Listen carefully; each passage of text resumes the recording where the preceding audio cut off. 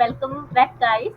तो अब हम स्टार्ट करने वाले हैं अपना नेक्स्ट इंश्योरेंस का principle, that is proximate cause. I know कि there is delay, there is a gap between our previous session and this current session I am taking, but we will cover it very diligently, very conceptual.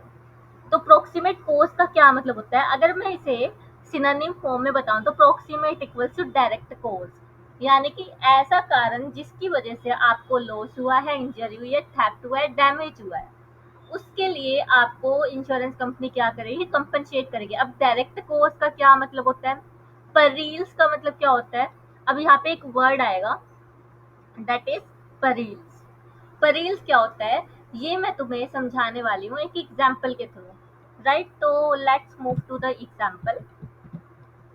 तो अपने पास है proximity कोज। अब यहाँ पे हमारे पास एक girl है, मिस लैला, जिसकी एक होलसेल ट्रेडिंग की क्या है, शॉप है। ये ओन करती है एक होलसेल ट्रेडिंग की शॉप।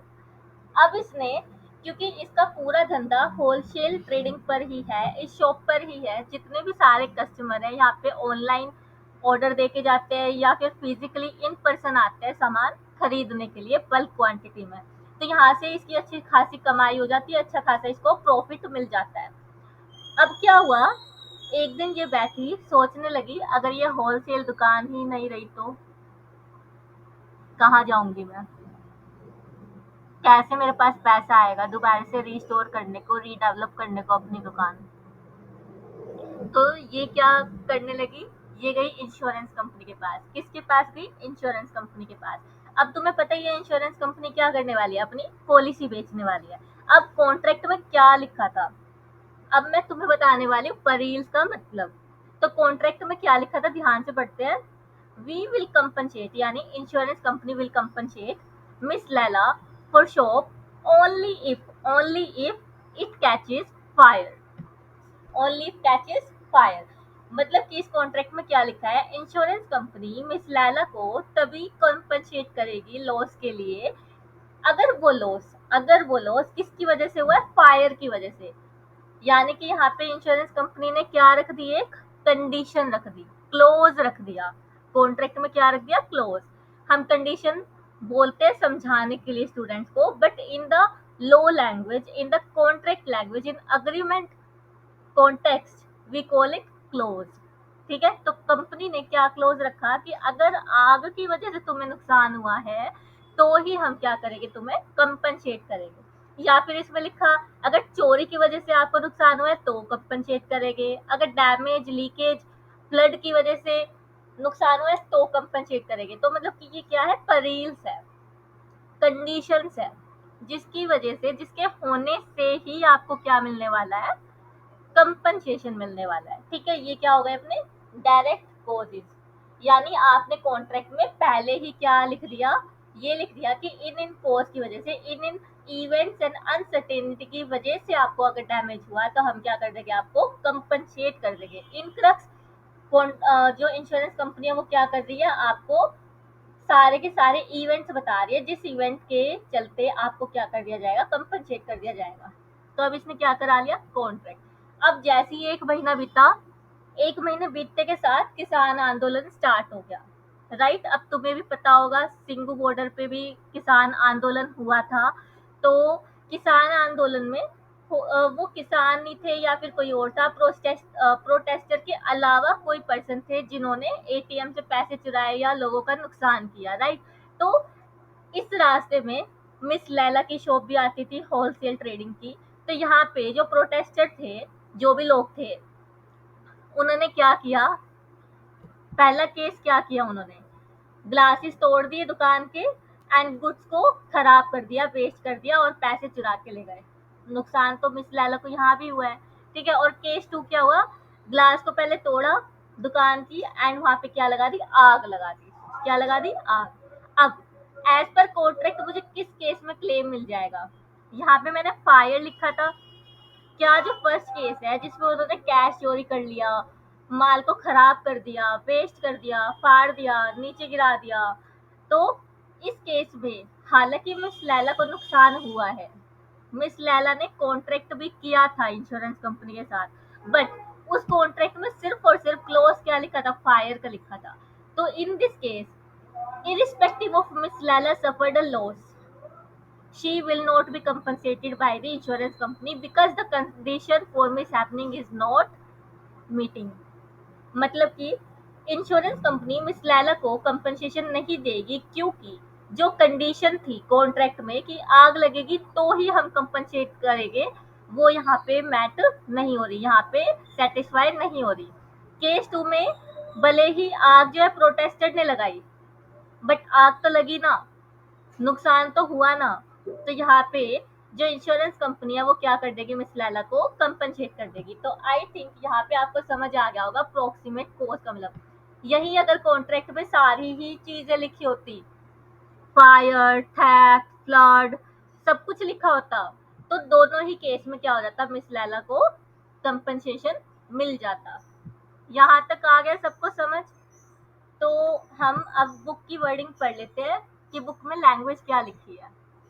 तो प्रोक्सीमेट कोज में, according to this principle, an insurance policy is designed to provide compensation only for such losses caused by the perils which are stated in the policy। अब policy word हमने पता ही है कि क्या होता है, कि इंश्योरेंस कंपनी के साथ जो हमने कॉन्ट्रैक्ट किया होता है, जो उसमें क्लोजेस लिखे होते हैं, अग्रीमेंट बनाया जाता है, स्टैम्प साइन दोनों लगते हैं, कंपनी के भी इंडिविजुअल के भी, तो वो क्या बन जाते हैं, मेरे पास एक पॉलिसी बन जाती है। और उस पॉलिसी में जो भी परील्स, जो भी कंडीशन लिखी होगी, जो भी इवेंट्स लिखी होगी, अगर वो हुई है, लॉस का कारण बनी है, तो ये आपको क्या किया जाएगा, कंपनसेट किया जाएगा। आई होप दिस, इस लाइन का आपको मीनिंग समझ अब आ गया होगा। when the loss is result of 2 or more causes, अगर जो लॉस है वो एक नहीं, दो वजह से हुआ था। the proximate cause means the direct, the most dominant and the most effective cause of which loss is natural consequence। अब इसका क्या मतलब है, जो नुकसान है यहाँ पे सिर्फ फायर की वजह से हुआ था क्या, इसको थोड़ा मैं इसमें क्या हुआ, पहले उन्होंने दुकान की ग्लास को तोड़ा, तो ग्लास का भी तो नुकसान हुआ था ना, ठीक है। और आग लगी तो गुड्स का भी नुकसान हुआ है, हर एक चीज का नुकसान हुआ है। तो अब जो नुकसान है वो किस वजह से हुआ था, फायर की वजह से या रॉइट्स की वजह से, कम्युनल रॉइट्स या किसान आंदोलन की वजह से। देखो रीजन तो फर्स्ट तो यही था कि किसान आंदोलन में जो प्रोटेस्टर थे उनका फायदा उठा के किसी ने होलसेल ट्रेडिंग की दुकान को नुकसान पहुंचा दिया, ठीक है। अब क्या हुआ कि अगर जो आंदोलन है वो नहीं हुआ होता तो नुकसान होता ही नहीं, बट क्योंकि आंदोलन हुआ और आंदोलन में प्रोटेस्टर का फायदा उठा के किसी और ने आग लगा दी, तो यहाँ पे क्या हो गया, नुकसान हो गया, ठीक है। But at the last proximate cause क्या रहा, फायर, फायर तो लगी सकती थी। तो यहाँ पे जो प्रोक्सीमेट कोज है, भले ही 2-4 इवेंट एक साथ हो गई, बट जो इवेंट मोस्ट डोमिनेंट थी जिसकी वजह से नुकसान हुआ, उससे हमें क्या मिलेगा, कंपनसेशन मिलेगा, ठीक है। रॉइट्स की वजह से, कम्युनल राइट्स या फिर आंदोलन की वजह से क्या हुआ, मेरे पास नेचुरली कॉन्सिक्वेंटली मेरा जो गुड्स है वो क्या हो गया, लॉस हो गया। और गुड्स लॉस किसकी वजह से हुआ, आग लगने की वजह से। और आग क्या थी, perils in the contract. In case of loss arising out of any mishap, the most proximate cause of mishap should be taken into consideration. अब ऐसा मानो कि जो आंदोलन करता थे वो बैठे हैं, अचानक से फ्लड आ गई, तो फ्लड की वजह से तो मुझे नहीं मिलेगा ना क्लेम, क्यों, क्योंकि फ्लड जो है वो कंडीशन थी ही नहीं कॉन्ट्रैक्ट में। तो ये क्या हो गया मेरे पास, प्रोक्सीमेट कोज। प्रोक्सीमेट कोज का इन क्रक्स हम ये बोल सकते हैं, जितना कि मेरे पास डायरेक्ट कोज होगा, नेचुरली कॉन्सिक्वेंटली मुझे लॉस होना था, बट वो किसकी वजह से हुआ है, परील्स इंक्लूडेड इन कॉन्ट्रैक्ट, यानी condition in the contract in the policy, उसकी वजह से हुआ है, तो मुझे कंपनसेशन मिल जाएगा, ठीक है। तो तुम्हें मेनली ये 2 लाइनें याद रखनी है, अगर इसको ना भी याद रखोगे तो चलेगा। मेन फर्स्ट 2 पैराज है, ठीक है, हमें बिल्कुल कहानी नहीं लिखनी होती। तो गाइस क्लास बीच में ब्रेक हो गई थी, आई वाज सेइंग कि पूरा पूरा लिखने की ज़रूरत नहीं होती है, बिल्कुल टू द पॉइंट आंसर देना होता है। ये नहीं कि आप एक पॉइंट पे आधा पेज भर के आओ, ऐसा कहीं नहीं लिखा होता। वहाँ पे आपकी concept clarity and keywords check होते हैं, राइट। तो यहाँ टू द पॉइंट आंसर आपको लिखना होता है एग्जाम में, तो इतना भी सफिशियंट है। हाँ, जिसको भर के आना है भर के आओ, कोई मना ही नहीं है। बट कीवर्ड्स नहीं लिखोगे तो उस भर के आने का कोई फायदा नहीं है आंसर शीट को। ठीक है, तो यहाँ पे आपको समझ आ गया होगा प्रोक्सीमेट कोज। यहाँ थोड़ा सा समरी लिखने के लिए लिख लो लैला का एग्जाम्पल, लैला होलसेलर। ठीक है, लैला होलसेलर, इसका एग्जाम्पल किसान आंदोलन।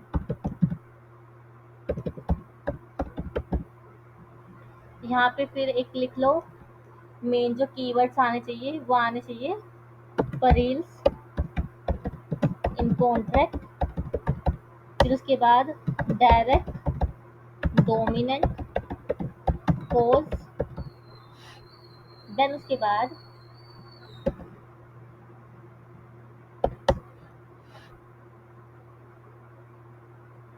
Loss is natural consequence. ठीक है, ये 3 कीवर्ड जरूर से होने चाहिए आपके आंसर में। देन उसके बाद we are starting with our next principle of insurance, that is subrogation. क्या है? सब्रोगेशन।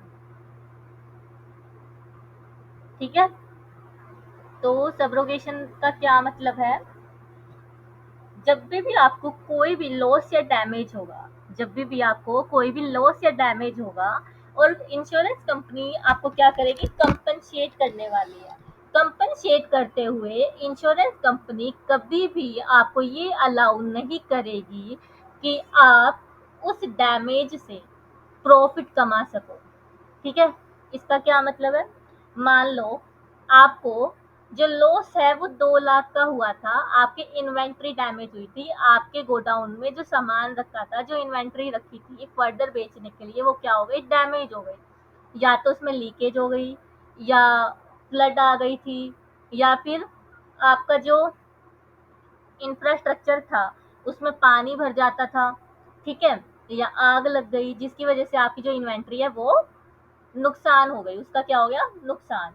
अब 2 लाख का नुकसान हुआ है, कंपनी ने आपको कंपनसेट कर दिया 2 लाख। अब ऐसा नहीं है कि जो आपका इन्वेंट्री खराब हुई थी उसमें से रिकवर करके आपने कुछ, मतलब कि जो थोड़ा बहुत कुछ बचा कुचा होगा आप उसको बेच के पैसे कमा सकते थे। तो इंश्योरेंस कंपनी आपको ऐसा नहीं करने देगी। इंश्योरेंस कंपनी साफ बोलेगी, देख भाई मैंने तेरे को पैसे दे दिया, अब तुझे जो करना है कर, लेकिन जो ये स्क्रैप है ना, अब वो मेरा है। ठीक है, जो स्क्रैप है वो किसका है? अब मेरा है। तो ये क्या हो गया? सब्रोगेशन। यानी कि insurance company will not allow you to make any profit out of damage, injury और लॉस। ठीक है, अब इसी चीज को हम थोड़ा सा एग्जाम्पल से समझते हैं, फिर हम बुक से पढ़ने वाले हैं। तो अब हम आते हैं अपने नेक्स्ट एग्जाम्पल पे, सब्रोगेशन पे। मान लो यहाँ पे कौन है? मिस्टर मजनू। उसकी एक कार है, वो क्या है? कार ओन करता है। अब वो तो अच्छा ड्राइवर था, बट पीछे से क्या हुआ? एक ट्रक वाला आया जो कि ड्रंक था, जिसने की शराब पी हुई थी, जिसको पूरी चढ़ी हुई थी। ठीक है, तो उसने क्या कर दिया? कार को पीछे से ठोक दिया। क्या कर दिया? एक्सीडेंट हो गया, ठोक दिया कार को। अब इसकी वजह से जो मिस्टर मजनू है उसको कितने का लॉस हुआ? 2 लाख का। कितने का? सो उसको कितने का लॉस हुआ? 2 लाख का लॉस हुआ। तो मिस्टर मजनू ने क्या किया? वो इंश्योरेंस कंपनी के पास गया, इंश्योरेंस कंपनी से उसने क्या मांगा? क्लेम मांगा। क्लेम मांगते हुए अब 2 सिचुएशन हो सकती है।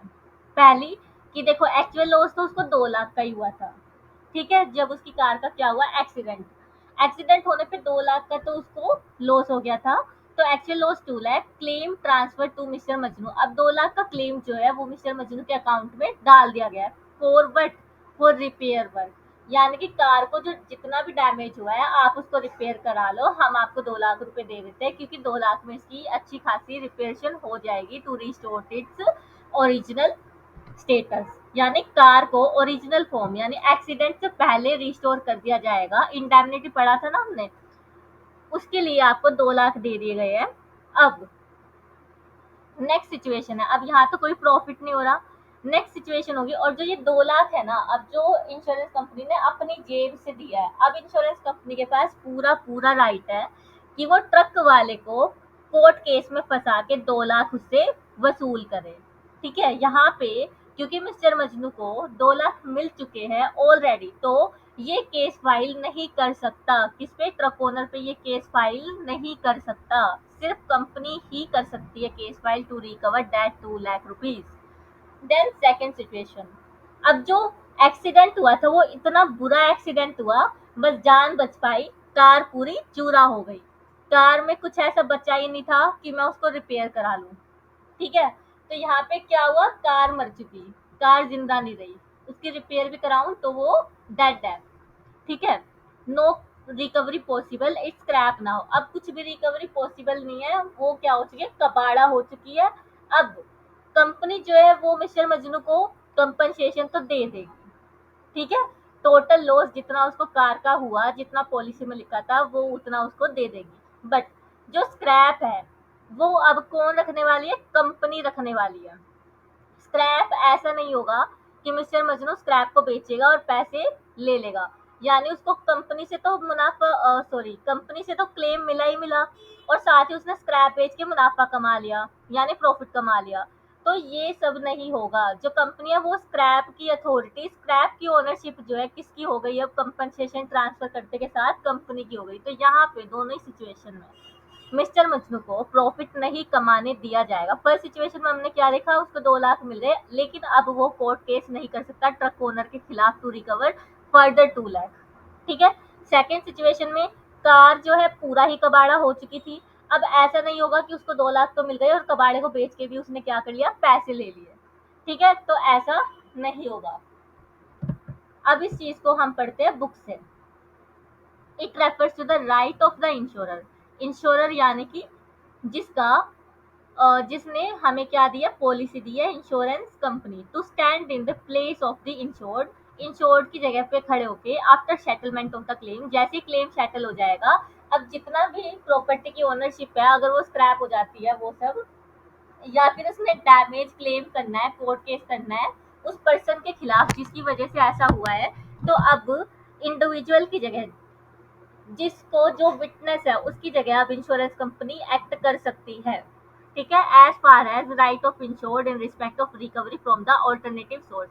अगर मेरा इंश्योरेंस नहीं हुआ होता तो मेरे पास क्या राइट था, मैं उस ट्रक ओनर के पास क्या करूंगी, केस करूंगी उसके खिलाफ, उससे पैसे रिकवर करूंगी। ठीक है, या फिर जो मेरी कार कबाड़ा हो चुकी, केस तो मैं उस ट्रक ओनर के खिलाफ करने ही करने वाली हूँ, प्लस स्क्रैप बेच के पैसा भी ले लूंगी। ठीक है, ये मैं करती अगर मेरा इंश्योरेंस नहीं होता तो। लेकिन अब इस लाइन में क्या कह रहा है, मैंने इंश्योरेंस करा लिया, अब मेरी जगह इंश्योरेंस कंपनी क्या करेगी, या तो कोर्ट केस करेगी, कोर्ट केस करने के साथ साथ स्क्रैप को भी बेच देगी अगर कार में कुछ ऐसा कुछ बच्चा ही नहीं होगा तो। यानी कि अब इंश्योरेंस कंपनी मेरा रोल प्ले करेगी after giving me the claim. मतलब मेरी जो रोल है, मेरा कौन, जिसका एक्सीडेंट हुआ था जिसकी कार का, उसका रोल क्लेम मिलने तक क्या हो चुका है, खत्म हो चुका है। आगे जो करना है इंश्योरेंस कंपनी करने वाली है। ठीक है, after the insured is compensated for the loss, जैसे इंश्योर्ड को कंपनसेशन मिल जाएगा, यानी मुझे कंपनसेशन मिल जाएगा। मैंने बताया था ना, इंश्योरर कौन होता है, इंश्योरेंस कंपनी, इंश्योर्ड मतलब कि जिसका एक्सीडेंट हुआ है, और damage to property insured by him her, the right of ownership of such property passes on to insurer. जैसे उसको कंपनसेशन दे दिया, अब उस प्रॉपर्टी का राइट किसके पास चला जाता है, इंश्योरर के पास चला जाता है। This is because the insured should not be allowed to make any profit. ऐसा किस लिए? ताकि जो इंश्योर्ड है, यानी जो विटनेस है, जिसके साथ घटना घटी है, जिसको डैमेज हुआ है, इंजरी हुई है, लॉस हुआ है, उसको कोई भी ऐसा मौका नहीं देना कि वो प्रॉफिट कमा पाए।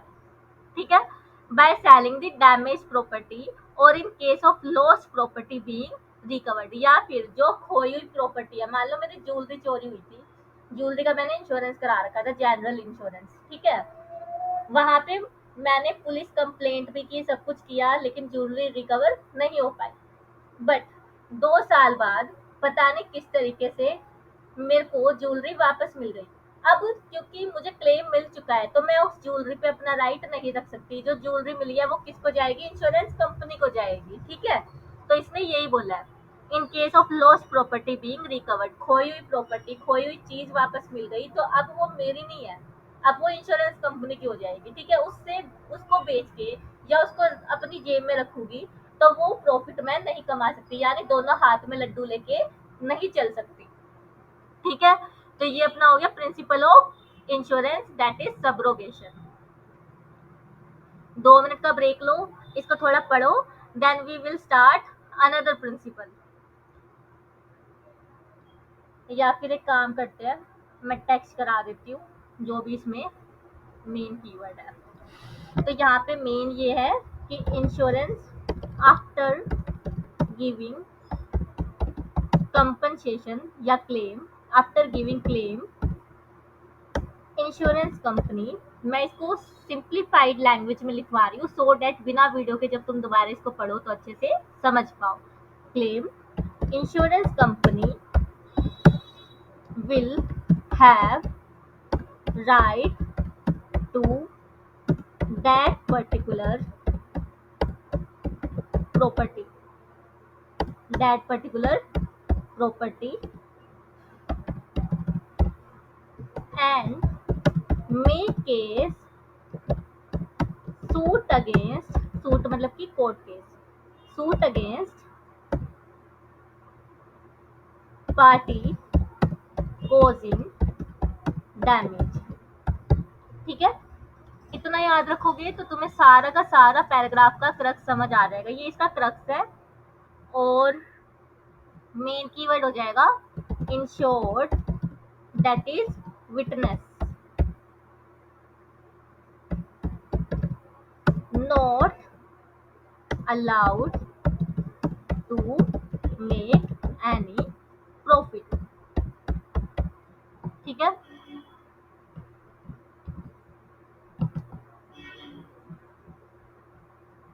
ये अपना हो गया कीवर्ड में सब्रोगेशन में। देन उसके बाद नेक्स्ट अपने पास है कंट्रीब्यूशन। क्या है अपने पास?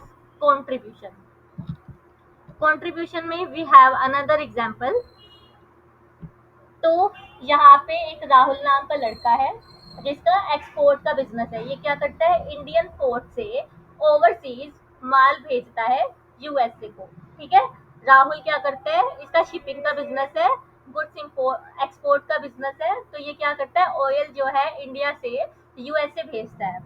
ठीक है, तो अब क्या हुआ, जहाज में इसने सारे कर्टेन रखवा दिए थे, सारे डब्बे रखवा दिए थे तेल के। तो क्या हुआ, अब कुछ सारे जो बहुत सारे डब्बे थे वो शिप के झटके खा के क्या हो गए, लीक हो गए। ठीक है, पैकेजिंग इतनी अच्छी नहीं हो पाई थी जिसकी वजह से क्या हो गई, लीकेज हो गई तेल की, और वो सारा किस में बह गया, समुद्र में बह गया कुछ डब्बों का। ठीक है, तो अब यहाँ पे जो राहुल था वो काफी साल से बिजनेस करता आ रहा है, उसको पता है ऐसी सिचुएशन हो सकती है, हो सकता है कि मेरी पैकेजिंग बहुत अच्छी हो तो भी ऐसा हो सकता है, बाढ़ आ जाए, सुनामी आ जाए तो मेरा माल क्या हो सकता है, डूब सकता है। चाहे वो तेल हो या कुछ भी हो, उसका माल डूब भी सकता है। ठीक है, तो ये ओवर कॉशियस होके क्या करता था, एक कंपनी से इंश्योरेंस ना लेके दो दो कंपनी से क्या ले लेता था, इंश्योरेंस ले लेता था। ठीक है, इसने क्या किया था, कॉन्ट्रैक्ट साइन किया था कंपनी ए और कंपनी बी के साथ, दोनों ही क्या इंश्योरेंस कंपनी है। तो अब जो इसका लॉस था ऑयल लीकेज का, वो कितना हुआ, ₹10 लाख हुआ। कंपनी ए से इसने कॉन्ट्रैक्ट किया हुआ था कि अगर मुझे नुकसान हुआ तो मुझे कितना कंपनसेशन मिलेगा, 10 लाख। और कंपनी बी से भी इसने सेम कॉन्ट्रैक्ट किया हुआ था कि अगर मुझे लॉस हुआ तो मुझे कितना पैसा मिलेगा, ₹10 लाख।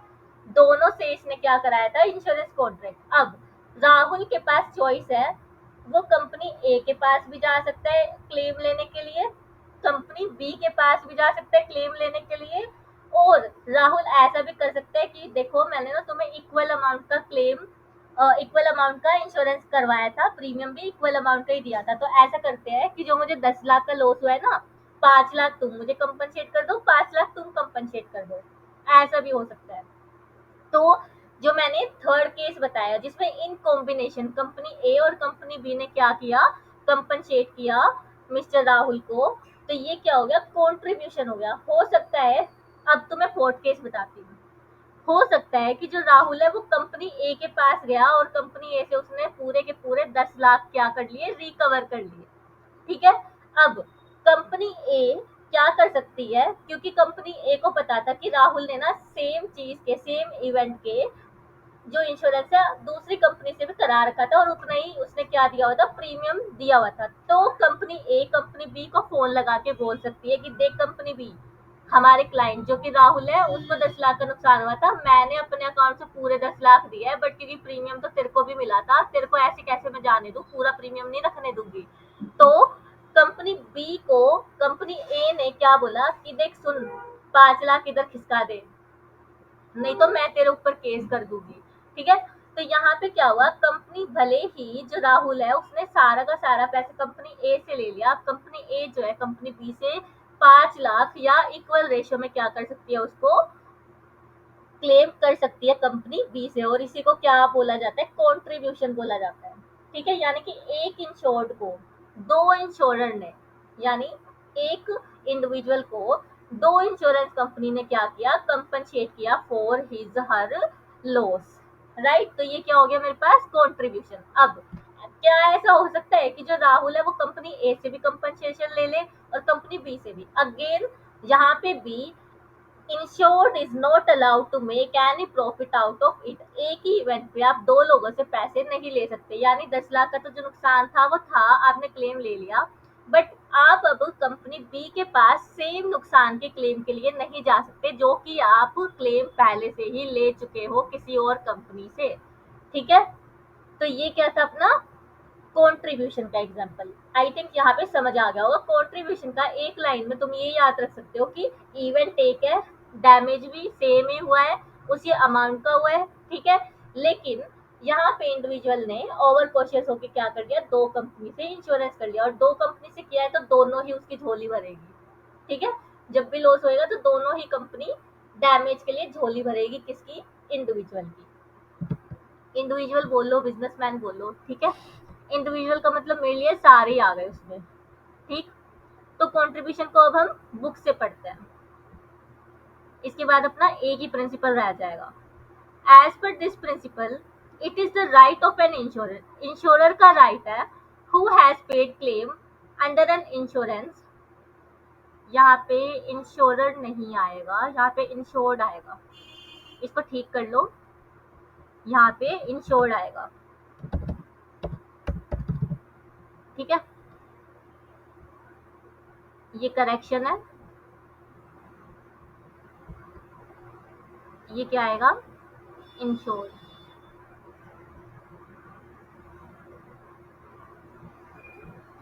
तो एक मिनट,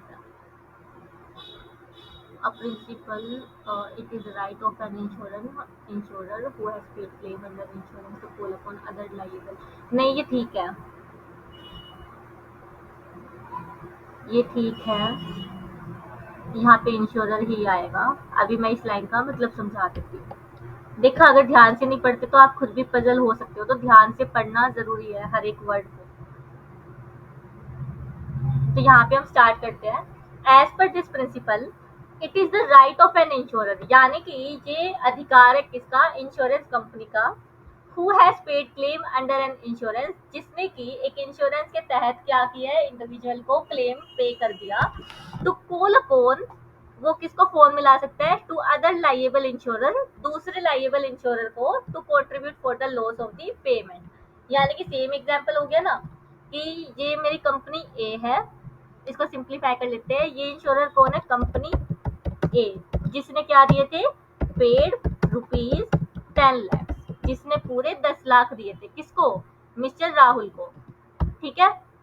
और call upon other insurer, other insurer कौन हो गया मेरे पास, कंपनी बी, जिसने की इंश्योरर इंश्योर्ड को कुछ भी नहीं दिया था। तो कंपनी ए क्या कर सकती है, कंपनी बी को कॉल लगा के बोल सकती है, देख भाई मैंने सारा पैसा दे दिया है, लेकिन इंश्योरेंस तो तेरे यहाँ भी हुआ था, प्रीमियम तो तूने भी कमाया है, तो मुझे अब अपनी जेब से तो 5 लाख दे। ठीक है। इस लाइन का आ गया मतलब समझ। उसके बाद आगे, it implies that in case of double insurance, क्या, double insurance, the insurer are to share the losses in proportion to the amount assured by each of them। यानी कि उसी रेशो में लॉस को वो बियर करने वाले हैं जिस रेशो में उनको, उन्होंने क्या किया था, वादा किया था कि हम आपको इतना कंपनसेशन दे देंगे। हो सकता है कि कंपनी ए से 10 लाख का इंश्योरेंस कराया था, कंपनी बी से 5 लाख का कराया था, तो क्या होगा, अगर कंपनी ए ने मान लो नुकसान जो 5 लाख का हुआ था, ठीक है, तो 5 लाख का हुआ था ना नुकसान, अब 10:5 जो कंपनसेशन था वो 10:5 था, तो रेशियो क्या बन गई, 2:1 हो गई। और मान लो कि जो लॉस था वो 6 लाख का हुआ था, ठीक है, 6 लाख की लॉस का मतलब क्या हो गया कि जो कंपनी ए और बी है 6 लाख के लॉस को 2:1 की रेशियो में बांटेगी। 2:1 की रेशियो का मतलब कंपनी ए के लिए 2 था, यानी कि 2 into 4, पहले तो 6 लाख को डिवाइड करेंगे 3 से, तो 2 लाख आया, बट कंपनी ए को 10 लाख देने थे, तो 2:1 की रेशियो 3 लाख into 2, तो सॉरी 2 लाख into 2, 4 लाख देने पड़ेंगे कंपनी ए को। और फिर जो कंपनी बी है 2 लाख into 1, 2:1 थी ना रेशियो, 2 लाख into 1, तो यहाँ पे 2 लाख देने पड़ेंगे कंपनी बी को, तो 4+2 = 6, यानी कि इसने ये बोला है कि जिस प्रपोर्शन में आप कंपनसेट करने वाले हो, जिस प्रपोर्शन में आपकी जो पॉलिसी थी वो बनी थी अमाउंट की, उसी प्रपोर्शन में आप लॉस को क्या करोगे, कंपनसेट करने वाले हो। In this case there is a loss when there is more than one policy on the same property, एक ही प्रॉपर्टी पे बहुत सारी पॉलिसीज है, the insured will have no right to recover more than full amount, यानी अगर उसको 6 लाख का नुकसान है तो 6 लाख से ज्यादा वो कभी भी क्लेम नहीं कर पाएगा, ये मैं तुम्हें एग्जाम्पल में ऑलरेडी बता चुकी हूँ। If the full amount is recovered from one insurer, एक इंश्योरर से फुल अमाउंट रिकवर हो चुका है, then insurer the right to obtain further payment from the other insurer will cease, यानी कि अगर एक कंपनी से आप पूरा पैसा मांग चुके हो तो दूसरी कंपनी से आप कुछ भी नहीं ले सकते। सीज का मतलब होता है दी एंड, क्या होता है, दी एंड, यानी कि अब आपके पास कोई राइट नहीं है, आपके राइट का डी एंड हो चुका है, अंत हो चुका है, क्योंकि आप पूरा पैसा किससे ले चुके हो, कंपनी ए से। और जो ये न्यूमेरिकल एग्जांपल मैंने एक्सप्लेनेशन में बताया ना तुम्हें एक्सप्लेन करते हुए, वो मैं तुम्हें लिखवा देती हूँ सो दैट याद रहे। मान लो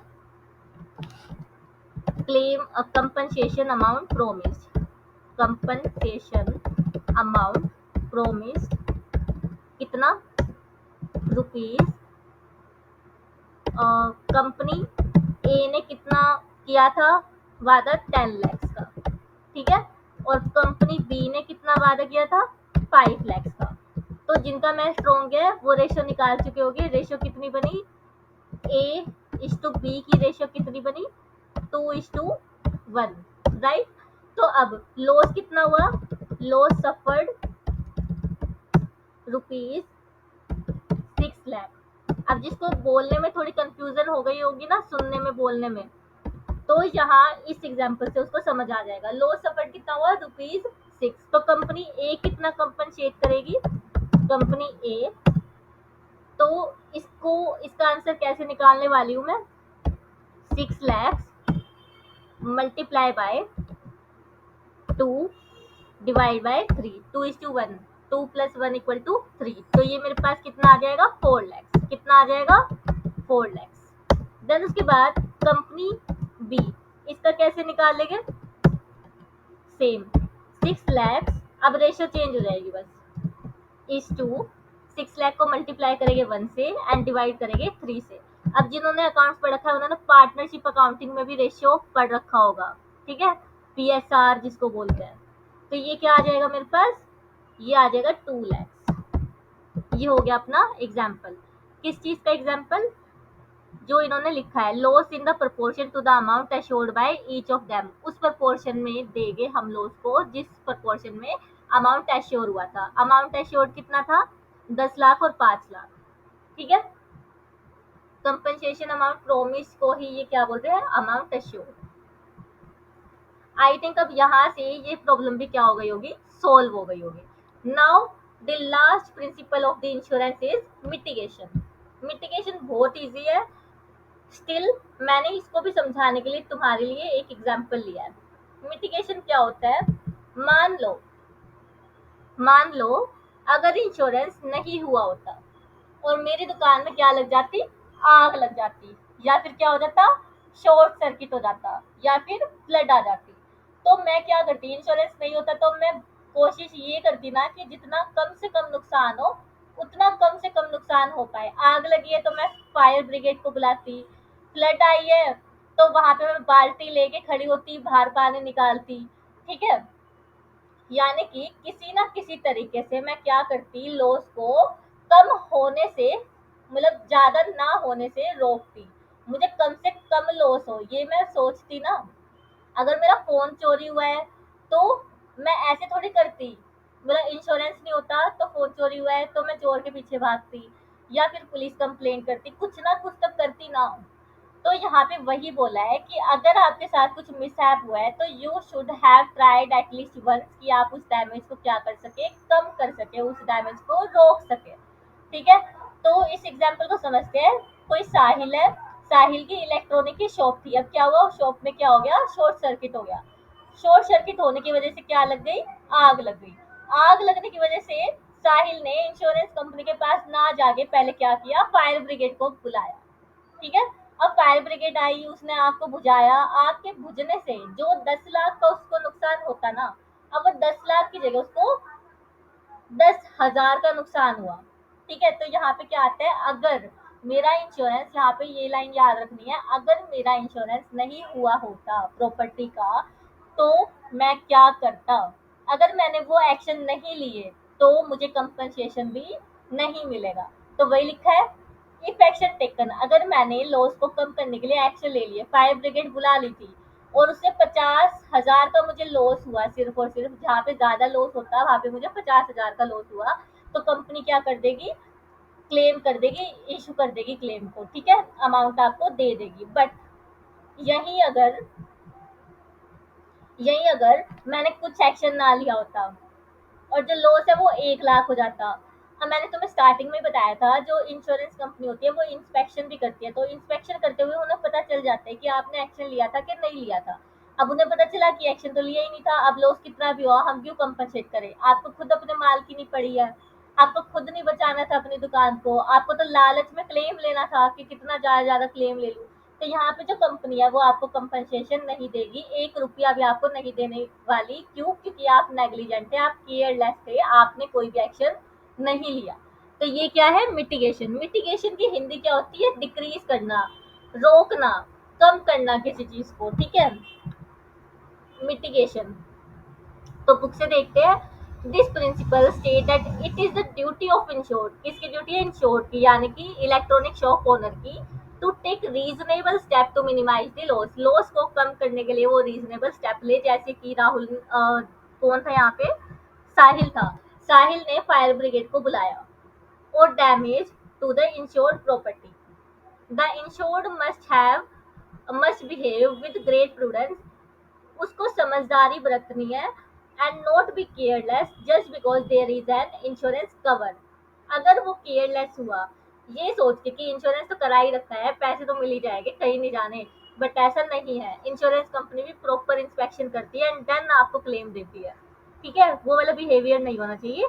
if reasonable care is not taken, अगर रीजनेबल केयर नहीं रखी गई, then the claim from insurance company में भी लॉस, कंपनी जो है आपको इंश्योरेंस नहीं देगी, क्लेम नहीं देगी। इंश्योरेंस तो आप करा चुके थे, क्लेम नहीं देगी आपको। ठीक है, अगर आपने नेग्लिजेंस रखी तो मिटिगेशन में आई थिंक ऐसा कुछ भी सिंप्लीफाइड लैंग्वेज में मुझे लिखवाने की जरूरत नहीं है, बट स्टिल मैं लिख देती हूँ फायर ब्रिगेड एग्जाम्पल।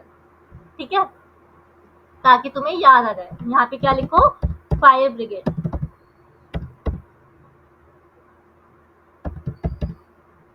ठीक, यहाँ पे याद आ जाएगा। और ये इतना अच्छा सा एग्जाम्पल लिखवाया है न्यूमेरिकल, तो इससे तो ये कंट्रीब्यूशन तो आ ही जाएगा समझ।